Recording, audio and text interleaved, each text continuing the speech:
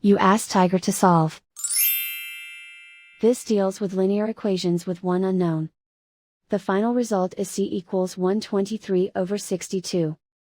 Let's solve it step by step. Swap sides. Isolate the c.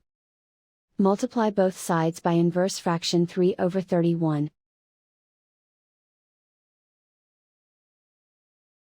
Group like terms. Multiply the coefficients.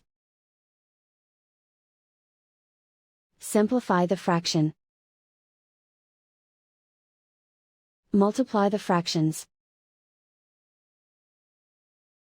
Simplify the arithmetic.